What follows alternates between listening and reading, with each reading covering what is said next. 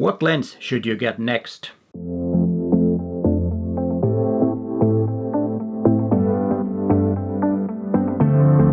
Hi there, I'm Peter Forsgaard, an Olympus visionary from Helsinki, Finland.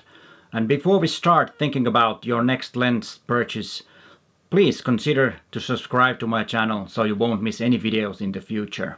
My channel is all about helping you to get better at photography. Most likely the first lens you get is the one that comes with the body, the kit lens. It's a great lens to start, but of course when you progress in your hobby, in your craft, you might want to get a better lens. There's nothing wrong to start with the kit lens and start experimenting all different kinds of and different parts of photography with your kit lens. But of course, buying some new gear might give you that little boost in your hobby. But remember, the best way to get motivated in your photography is the will to get better. But of course, buying a new lens might give that motivation a little boost. What lens should I get next is a very good question, and it's been asked very, very often. But in order to answer that question, the most important things you should know is what kind of photography you like to make and what is your budget. In my opinion, it's better to buy a used body and save some money for the lenses. The lenses also hold up their value a lot longer than the bodies. Price of the body drops very fast. So my recommendation is get a used body and save some money for really good glass.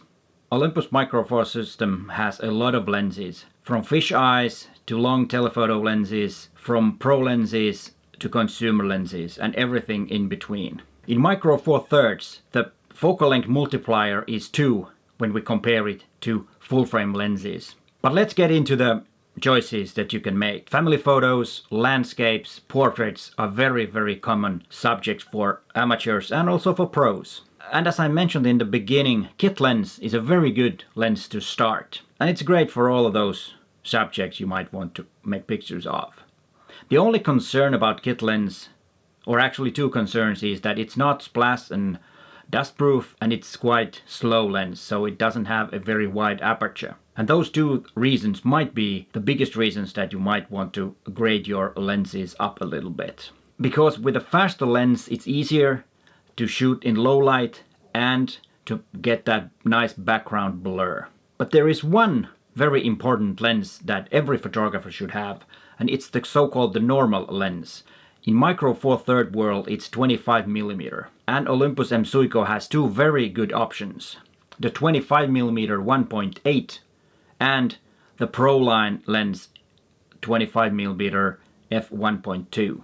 Both of those lenses are really good choices, and of course it depends on your budget which one you should get. For a wider angle of view, you might want to consider the 17mm 1.8 or the 12mm f2.0. There is also an old version of the 17mm, the f2.8. It was actually the original kit lens for Pen EP1 that was introduced in 2009.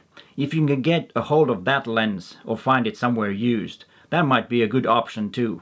It's very small, it's called a pancake lens, so it's very good for travel. The widest focal length in the kit zoom is 14mm.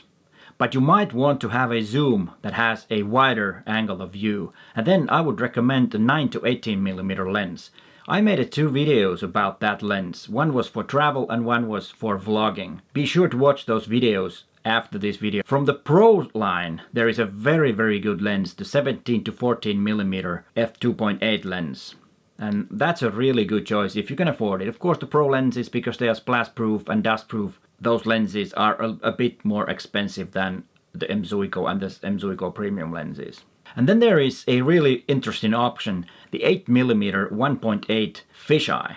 If you are into very wide, very wide angle landscapes, or maybe you do some interior still shots, that lens could be an option. It's not for everyday use, but it can give you some nice results. And of course, if you like to make images of the night sky, that could be an option, as is the already mentioned 7 to 14mm lens. So consider those if you take pictures of interiors or want to take pictures of the night sky. Those two are very good options. If the 42mm focal length in the kit lens is not narrow enough or long enough is actually the right word, consider the 14 to 150mm M.Zuiko lens. I know it's overlapping the kit lens quite a bit, but there is one advantage with the 14 to 150mm lens.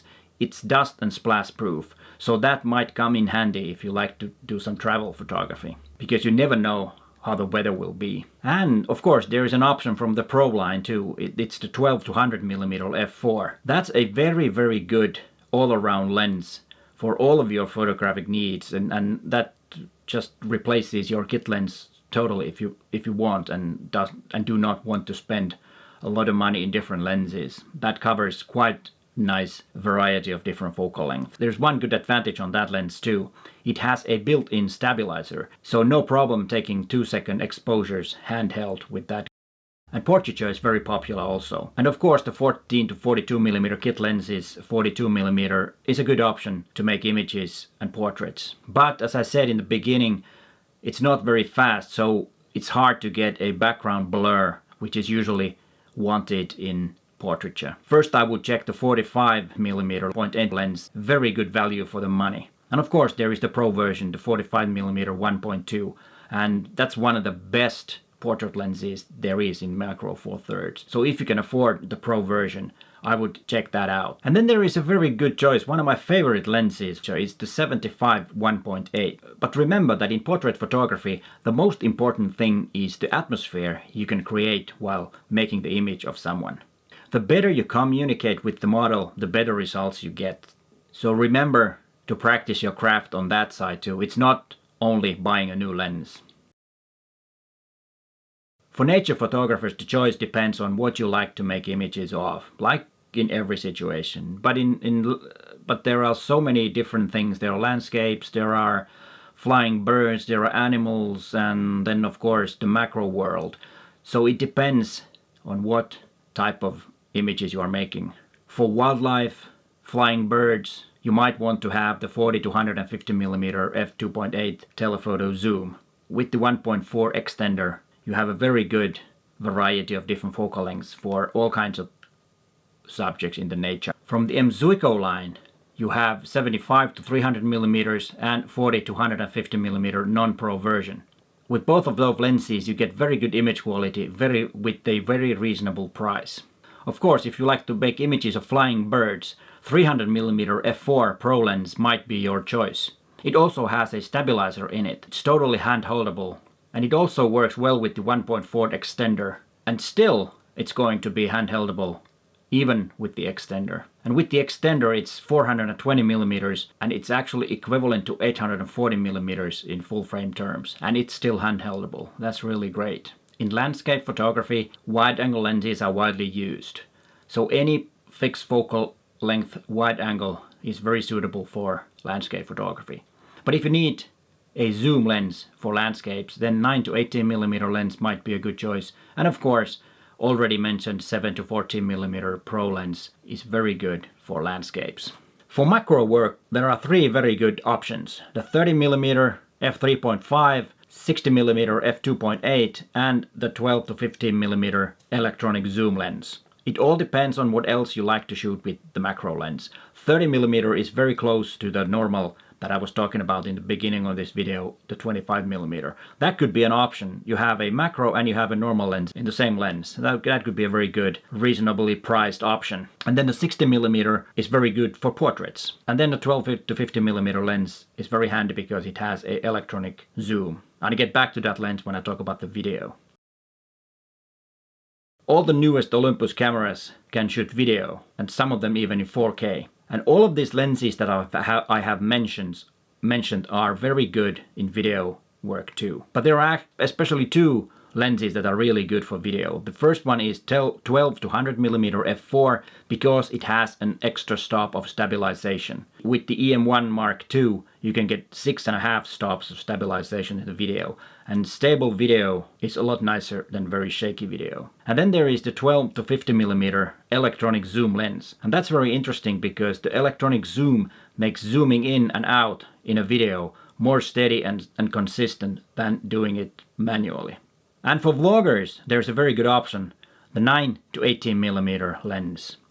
And you have probably noticed that there are 3 different categories of Olympus lenses: M.Zuiko, M.Zuiko Premium and M.Zuiko Pro. All of these categories have great lenses. The advantage of the Pro lens line is that all of the Pro lenses are dust and splash proof. But remember, there are some splash and dust proof lenses in the M.Zuiko and in the M.Zuiko Premium lenses. That if you need a lens that is dust and splash proof, then consider those lenses too. There are affiliate links to all of the gear that I have mentioned in this video. They go to Amazon store, and there is also a disclaimer about those links. And then the last lens, but not the least, the 12 to 40mm 2.8 Pro kit lens. So if you want to grade up your existing kit lens, but the focal length that you already have is quite enough, then you might want to try the 12 to 40mm Pro Zoom lens. It's dust proof and splash proof and very, very good image quality. And it's a bit faster than the regular kit lens. And there's one more thing. Do not forget that with adapters you can attach almost any lens to your Olympus. And I have actually made 2 videos about the vintage lenses and the manual focusing settings so that you can get really great results with your Olympus lens. But hey, thanks for watching and bye for now!